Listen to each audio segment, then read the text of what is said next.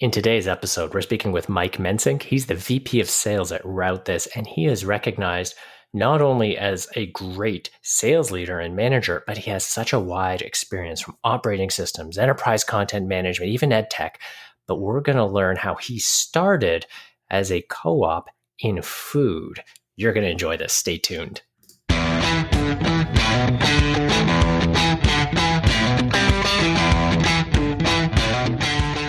Welcome to Seller's Journey, the podcast where we speak to great sales reps and leaders and share their real stories from start to sales success. Hi, everyone. I'm Joseph Fung, and we're speaking with Mike Mensink, VP Sales at RouteThis. Mike, how are you doing? I'm great. Thanks for having me, Joseph. Thanks for joining me, especially for take two. Much better weather today than the last time we tried this, huh? Yeah, no kidding. So hopefully, knock on wood, no lightning, power surges, anything interferes with this conversation, because I've been looking forward to this for weeks. Yeah, me too. This is my first ever podcast, so thanks for having me. Well, this is going to be fun then.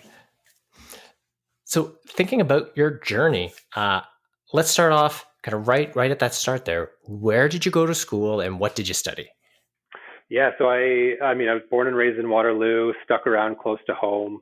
Went to University of Waterloo and actually went for math. So, not a lot of people expect sales leaders to come from the math side, but that's where I got my start. Cool. So studied math. We know that your journey has taken you through a few twists and turns, and I'm going to come to them, but you're now at RouteThis. Can you help our audience? What's the company do? What's the value prop, the elevator pitch? Yeah, of course. So really, as the homes become more and more connected, right? We add more and more devices in the home. There's obviously a huge reliance on Wi-Fi.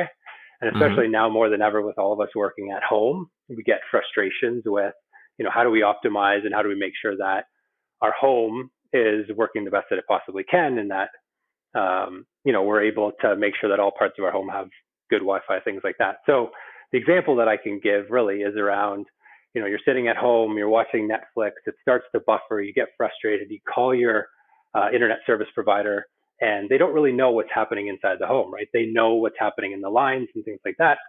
But typically speaking, they start to ask you a whole whack load of questions to try and understand what's happening, which is obviously frustrating for the agent, frustrating for you. They end up guessing as to what the issue actually is in your home. So what we do is we eliminate all of that. We actually, through an app on your phone, allow you to scan your entire network. And what that does is come back with a whole bunch of data points. And then through an intelligence layer actually tells you, okay, what are the main, issues that are happening inside of your home and how do we rectify that? So really it walks either agents at a service provider or more recently for us, the actual end user through an easy to rectify basically workflow that makes sure that you optimize the way that your internet works in your home. This sounds like a really complex sale because I imagine you're selling a B2B offering to these network providers and these service providers, but you have a B2C product in the app too. That sounds challenging. So it is predominantly B2B. So we're selling, vast majority to either connected device companies or to internet service providers. But at the end of the day, it's to save cost for the service providers themselves. Got it. Okay. Now, I alluded to your breadth of experience, and given the fact you've been at so many great tech companies, I can see how you're nailing it there at RouteThis, but let's rewind again, kind of back to the beginning. You shared a great comment about how co-op at the University of Waterloo provided you with an interesting opportunity to kind of expose yourself to the sales and marketing work, but in the food industry. Can you help our audience understand what does co-op look like and what was the role that got you started in sales? Yeah, I think the beautiful part of co-op is it allows you to test out a whole bunch of different jobs, figure out what you like, what you don't like. So obviously, taking math, it gave me sort of the opportunity to start to try out some of your traditional math fields. So I tried out accounting first. My dad was an accountant, so he kind of pushed me towards trying that aspect. So I tried that first, and then from there I went into doing some data analytics. Found out that probably wasn't really for me. And then my last couple co-ops got into Renee's Gourmet and into sales and marketing role there, and really learned to love, the interactions that you get on a day-to-day basis with all of your customers, understanding what's important to them, what's important to their business, and essentially mapping back. I realize I'm talking about food, and maybe I've spent too much time in tech now, but you map whatever that solution is back to what the goals of their organization is, and I just happened to start doing that in food. That's awesome. So I'm super intrigued. The first two roles, it makes sense to me. A math student, I'm going to try out data analytics. And what triggered you to say, you know what, I'm going to try sales and marketing? Let's ignore the food thing for a moment, but what sparked you to try sales and marketing? It's funny. I think the story that I always tell goes back to when I was young. My dad is an accountant by trade, and worked at Conestoga College in education. And I feel like any time that I wanted something as a kid, I had to sell my dad hard on whatever that was, because money wasn't just given away; it was earned, or it was you had to provide the value. So I remember when I was young, I wanted this T-shirt, and I had to sell my dad on this wasn't just any T-shirt. There was embroidery on it, and the stitching and everything was. So I feel like very early on, I was able to kind of test out my sales skills on my dad in order to get certain things that I wanted. And I feel like, that's kind of where that's where I started. And then, I kind of thought, all right, maybe I should take some of the analytical side that I obviously have with the math degree, and then take some of the salesmanship I've kind of learned along the way, and see if those two marry well together. And obviously they've worked out all right. I can empathize with the pitching parents on cool T-shirts. For me, it was one of those hypercolor shirts that would change color. I don't think I was as successful as you were, though. I did not get one. Okay, so I understand the journey in terms of kind of trying out sales and marketing. And you spoke a little bit about what you loved about it. But then you did switch into tech kind of post-graduation. How did that come to be? How'd you land that first role, and what was that like? Yeah, actually, the way that I landed my first role was, I don't know if it was the person who ultimately hired me, I think, said, I see a lot of myself in you, which is obviously good, but I think he liked the fact that I came from food, and I'm still to this day not entirely sure why. But part of it is, food is such a low margin. So that, the idea that if you're able to sell and pitch on something that's super low margin, you really do have to differentiate. And I think so the idea of being able to, understand a market where you really do have to find other areas to differentiate, I think was something that was of interest to him, and obviously gave me a shot, and went very well from there. I love that idea of areas of differentiation. So if we step back to that, then while you were selling food, what was that sales motion like? Were you? This is an area I don't have as much experience in, so I don't know. Are you selling to grocery stores? Is it like selling samples? What does that look like in the food industry? Yeah, the part of the business that I was in was food service, so we were selling to restaurants and things like that. And actually, one of the probably, if not the best experience, one of the best experiences in co-op was the ability to be part of a pitch team that pitched back to Pizza. So we went in and we pitched, at the time, Pizza was just introducing salads. And so there was the ability to go in and pitch Pizza on using, your dressing as part of the actual, the salad launch. And we ended up winning that business. We did a huge launch in downtown Toronto.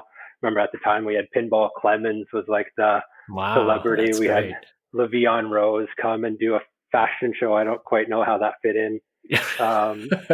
But just being part of that was such a great experience to actually go in and pitch and win the Pizza business. So I can see there's a bunch of lessons coming out of that kind of unique pitch, that brand alignment. You spoke about kind of finding a solution. Are there any examples where you can think about taking those lessons and applying them in the tech roles you've had? Well, I think there's tons of similarities regardless of what you're selling. I think obviously understanding your buyers, understanding what's Mm-hmm. important to them, making sure that ultimately you're aligned both on a value standpoint, but on a relationship standpoint as well. I think it's important to set expectations. So Mm-hmm. I think there's a lot of similarities as far as selling goes, regardless of whether you're selling salad dressing or selling technology. A lot of it comes down to relationships and making sure that you set the right expectations, you understand who your buyers are, and you Mm-hmm. you have a good partnership going forward.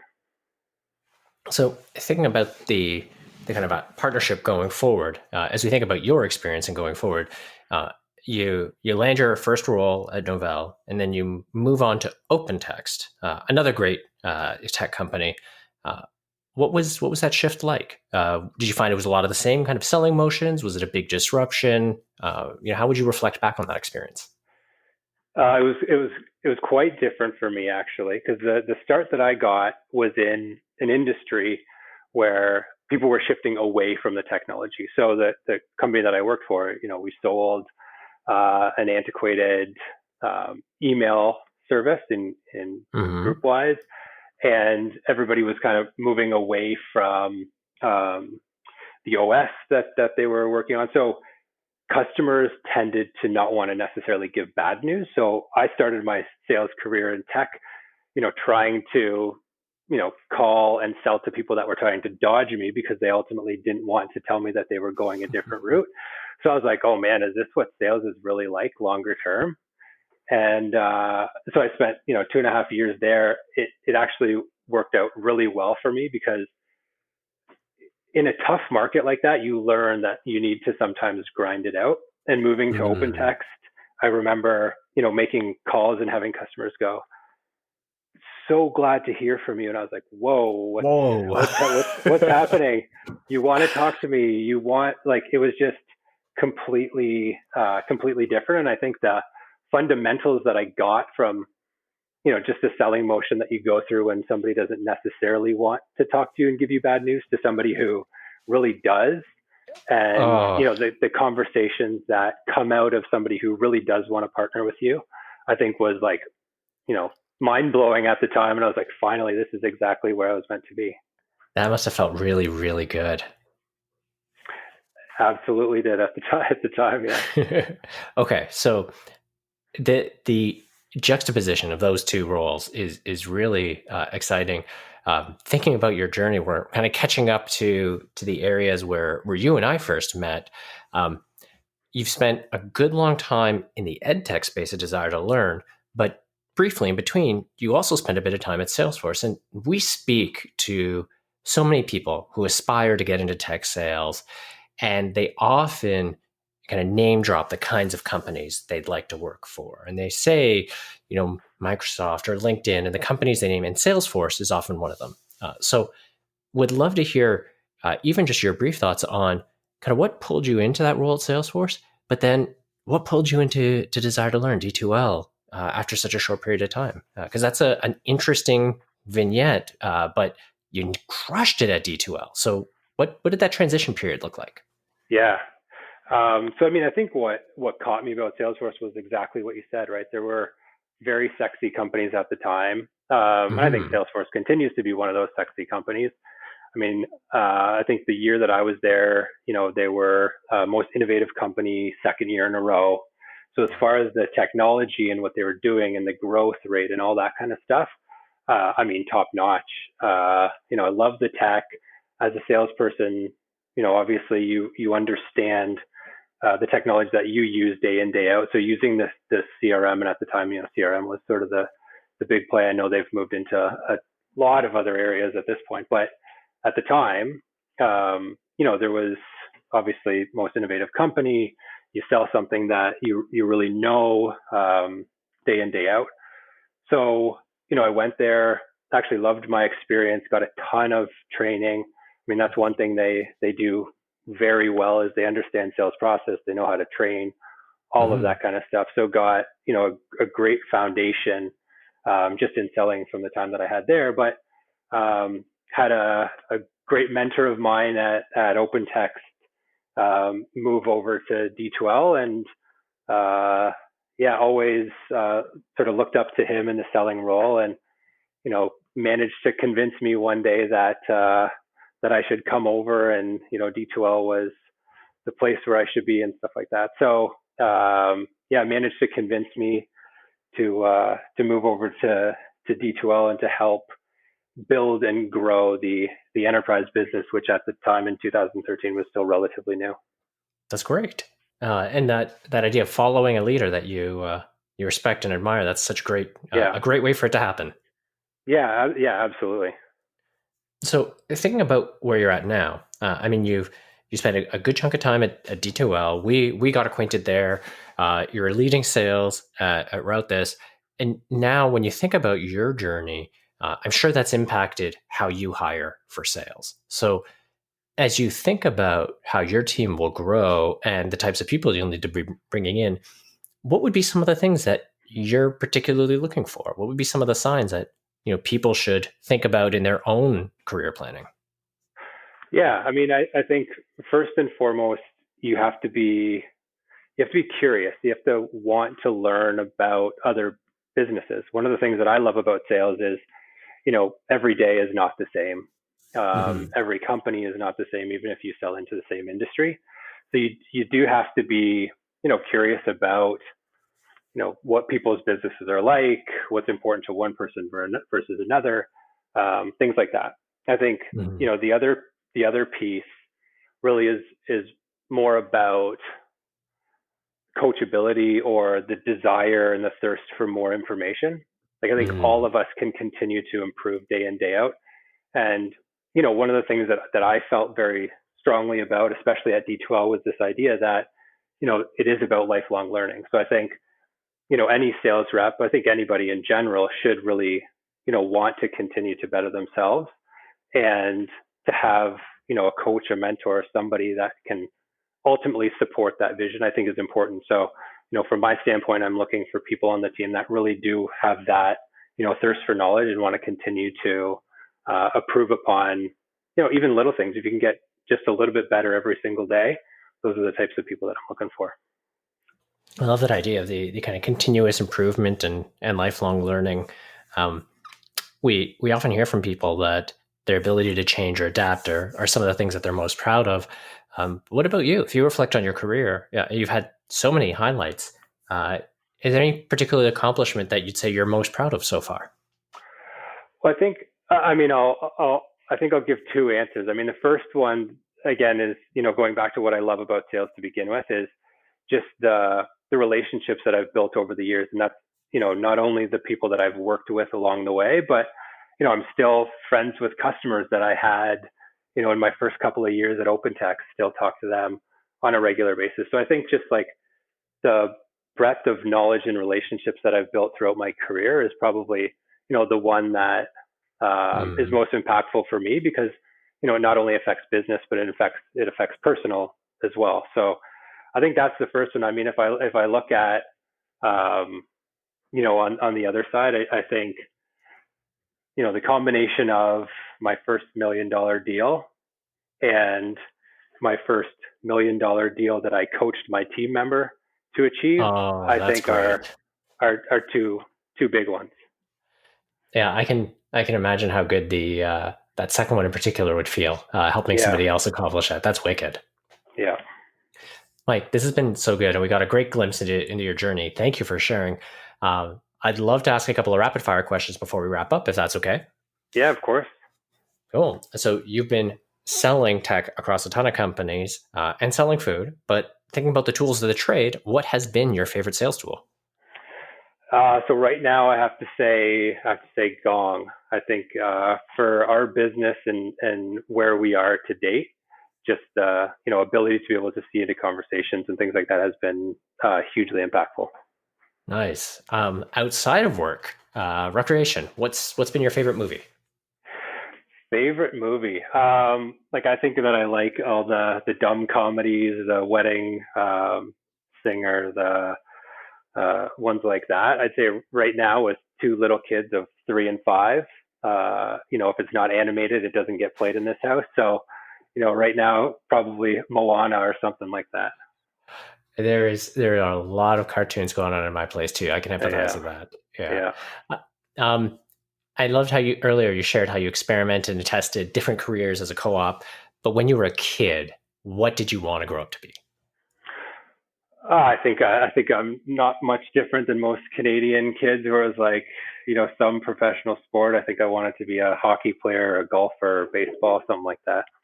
Nice, nice. Like this has been so good. Thank you so much for the time for sharing your journey and for all the little anecdotes in between because this has been a fantastic conversation. Yeah, it's been fun. I appreciate the time. And we made it through without any internet hiccups or lightning breaking things down like we did last time. Yeah, look at that. And like I said, if you ever need a hand with that, you know where to come. Absolutely. We'll make sure that we run that test next time and get us back up and running quickly. Mike, Sounds thanks good. again. I hope you have a great, great afternoon and looking forward to our next chat. Yep, me as well. You too. Thanks, Joseph. Take care. Bye.